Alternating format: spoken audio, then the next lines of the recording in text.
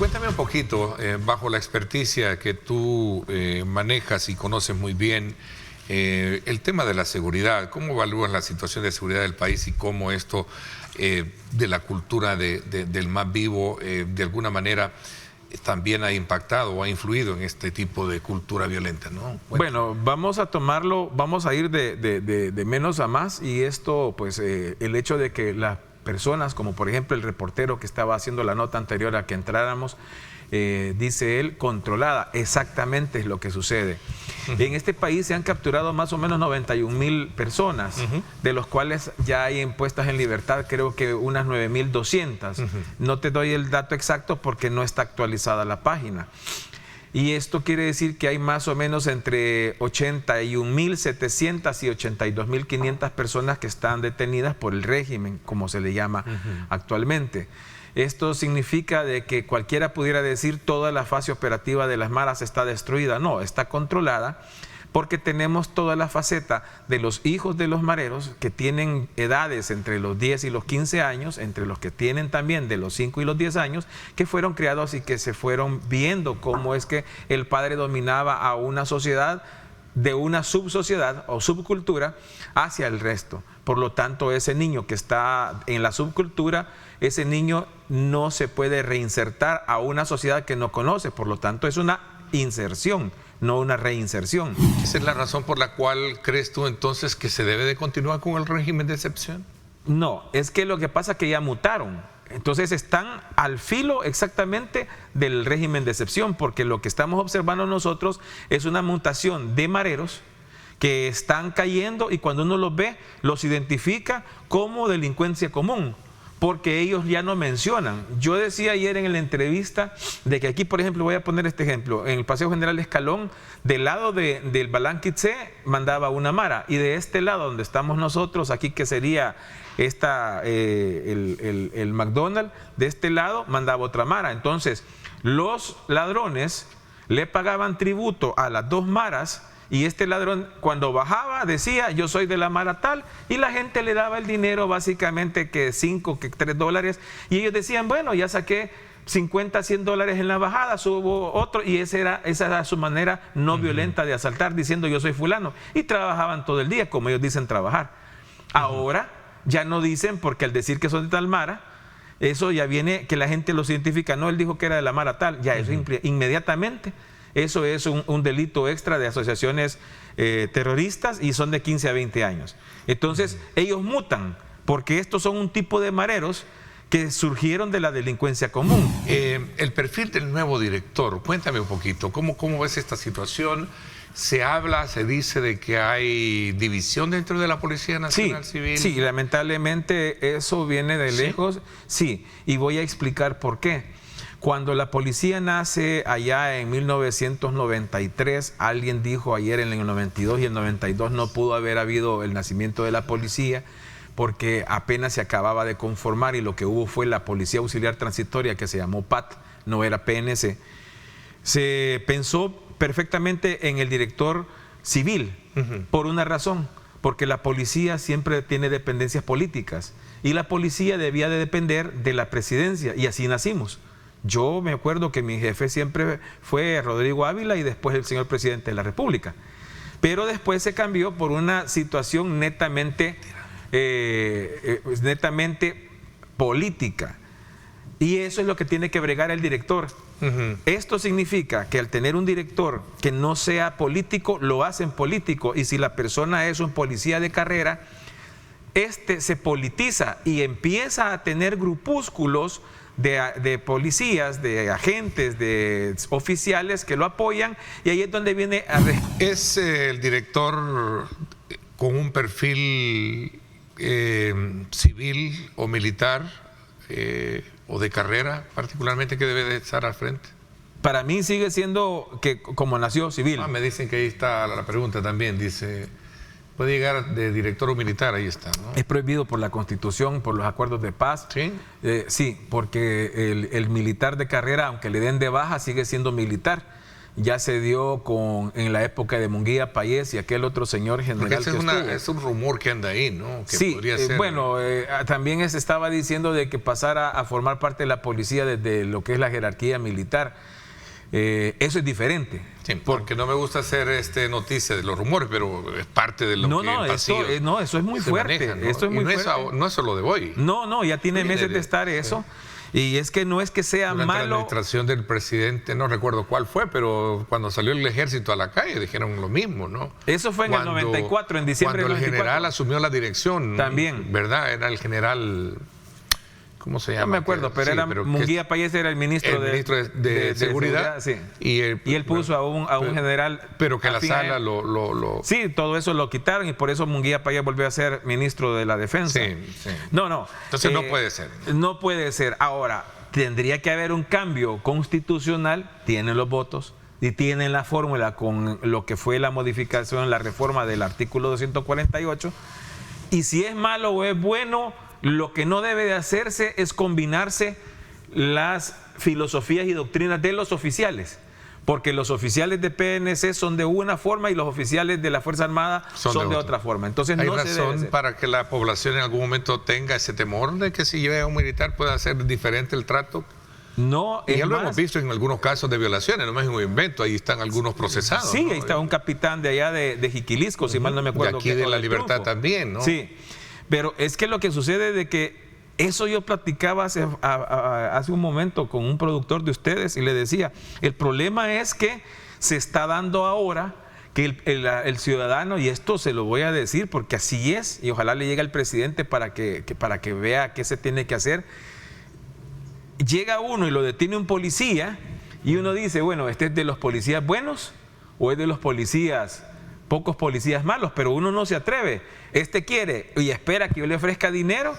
¿O este es de los que me mete preso si yo no le ofrezco? Y si no le ofrezco dinero me va a ir mal. Entonces son cosas que se está enfrentando. En cambio con la Fuerza Armada no se da eso. Uno siente la tranquilidad con la Fuerza Armada por el tipo de doctrina que tienen ellos. Saludos. ¿Considera que un funcionario público actual puede ocupar el cargo de director de la PNC? Claro, sí puede hacerlo, pero que bajo mi perspectiva de lo que me ha tocado hacer lecturas de los funcionarios, con todo respeto, no conozco ninguno que pueda ser de los actuales, que pueda ser director de la Policía Nacional Civil. El poder de ese tipo embriaga y se debe de tener muy claro qué es lo que se va a hacer. Incluso he visto declaraciones de algunas personas de alto rango que dicen, por ejemplo, la cárcel está para que ahí se mueran los presos. No es cierto. Decirlo y grabarlo y que se proyecte en un documental internacional es nefasto para nuestro país. Lo que se tiene que decir es que están las cárceles que deben de regular todas las conductas de los criminales que se están encerrando. Es una forma. Mira, es importante ver ese horizonte a partir de todos estos elementos que tú has planteado. ¿Y cómo lo resumirías? Bueno, sería de que para mí el director sea una persona ajena a la institución por la situación que se está dando actualmente, porque hay mucha pugna entre los oficiales superiores que creen que pueden ser directores. Segundo, que sea de la absoluta confianza del señor presidente o que lo comprometa, porque no necesariamente lo tiene que conocer, sino que lo puede comprometer. Tercero, de que se haga por el país con esa perspectiva de que estamos haciendo rumbo a la nación, y creo de que tenemos que continuar con un plan ahora actualizado a manera de poder hacer el ensayo de no tener ya el régimen para poder verificar a dónde están las mutaciones fuertes de las maras que existen. Ok, ¿Qué modelos o qué grados de factibilidad existen para el país ahora con este anuncio de poder presentar un presupuesto que además lleva la etiqueta de ser histórico en términos de no recurrir a ninguna deuda para poder sufragar el gasto corriente?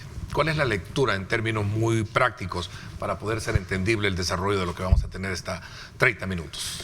A ver, yo creo que para empezar, a quien escribió el discurso del domingo, sobre todo en esta parte, le caería bien una jaladita de orejas, porque hay varias cosas en ese discurso que dan pie a malos entendidos en términos de qué implica el anuncio, ¿no? Y cómo se puede entender. Y sobre todo por el manejo que se le ha venido haciendo de este tema de algunas cuentas en redes sociales. Porque sí, porque es complejo y el anuncio como se hizo... Ojo, se llena de complejidad el anuncio, ¿no? Es que genera muchas expectativas el anuncio. Expectativas. ¿Pero eso es bueno o es malo? Pero es que son expectativas que realmente no se van a cumplir. ¿Por qué? Porque es bien sencillo. Lo que pasa es que cuando uno va a revisar el presupuesto, cómo se formula el presupuesto, la parte de la deuda pública se compone como de dos elementos. ¿Sí? Por un lado, los préstamos que ya están aprobados y por el otro lado, solicitudes de nueva deuda.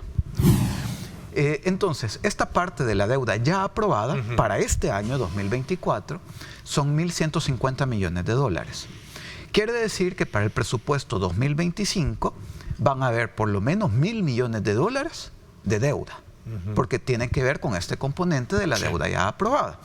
Y entonces, eso es importante aclararlo porque han habido en estos días algunos titulares o algunas cuentas en redes sociales diciendo que no se va a ocupar ni un centavo de deuda en el presupuesto 2025, pero eso no es así. Toda esta parte de los préstamos ya aprobados, eso sí se van a mantener en el presupuesto 25, 1.000 millones por lo menos. Es decir, tal vez estamos hablando de una partida que debería estar tratada entonces en este... Sí, o sea, el anuncio entonces, y ahí va más por el lado de las solicitudes de nueva deuda, ¿sí? Que ese es el otro componente de lo que sale en la tabla, ¿no? Lo que en el presupuesto está como emisiones de títulos valores, colocaciones de títulos valores, es básicamente la solicitud de nueva deuda. Entonces, el anuncio del presidente más bien iba por ese lado, que no van a haber solicitudes de nueva deuda en el presupuesto. ¿Sí? Para este año, 2024, lo que se incluyó en el presupuesto de solicitudes de nueva deuda eran 338 millones de dólares. Entonces, lo que está diciendo el presidente, o lo que se anunció el domingo, fue que para el presupuesto 2025 no se va a solicitar nueva deuda en el presupuesto. Entonces ahí es donde hay que poner el foco del anuncio, ¿sí? A partir de este anuncio, sin duda alguna, representa la gran pregunta, colocarla sobre la mesa, que es el hecho de que con el país ha tenido entonces ahorro, el país tiene fondos para poder desarrollar un esquema de esta naturaleza, pero y el tema estratégico para las grandes obras, para la construcción de las nuevas obras, ¿cómo queda? ¿O es parte ya de los presupuestos aprobados? El caso del viaducto Los Chorros, el caso del desarrollo en el occidente del país, etcétera. Todos esos son parte de préstamos ya aprobados. Okay. Por ejemplo, lo de Los Chorros es un préstamo con el Banco Centroamericano, que ya tiene ejecución y por lo tanto está incluido en eso. ¿El estado de la economía actual es saludable para hablar así? Entonces, a eso quería llegar, ¿no? Porque si estamos hablando de que no vamos a recurrir es porque estamos saludablemente o económicamente con salud, ¿no? Ahí hay justamente el otro elemento que era importante entender en este anuncio. Okay. Si aquí en esta parte del financiamiento externo para gasto corriente está a cero este año 2024 y por lo tanto el otro año y los siguientes también, eso no quiere decir que los gobiernos, ni este ni los anteriores, no hayan utilizado deuda para pagar gasto corriente. En el articulado del presupuesto, cuando se aprueba, se le da la posibilidad al gobierno para emitir deuda, que son las famosas letras del Tesoro. Y eso lo podemos ver en la imagen 3, que es la parte del articulado del presupuesto de este año, 2024. ¿Sí? En la imagen 3 es el articulado, ahí van a poder ver en el artículo 5, dice: se autoriza al órgano ejecutivo en el ramo de Hacienda para emitir deuda flotante de conformidad al artículo 227 de la Constitución a fin de cubrir deficiencias temporales de ingresos hasta por un monto que no exceda el 20% de los ingresos corrientes. Ese artículo 5 es lo que autoriza la famosa emisión de letes. ¿Qué son los letes? Son papeles de deuda que emite el Ministerio de Hacienda, que lo compran los bancos locales, ¿sí? Y tienen, en teoría, un plazo máximo de 1 año. Esa deuda es a la que los gobiernos han recurrido para pagar gastos corrientes. Este gobierno y gobiernos anteriores recurren a LETES, a esta autorización para usar deuda interna para pagar este gasto corriente, y luego en los presupuestos de años siguientes hacen emisiones de 30 años, de 20 años para pagar estos LETES.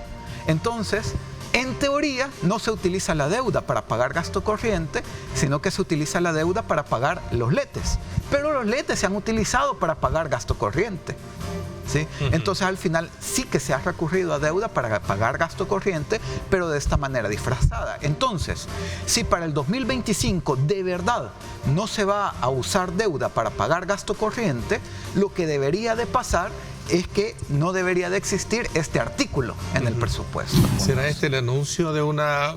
Y el otro, al otro actor que le está hablando mucho con este anuncio es a los inversionistas de los mercados internacionales.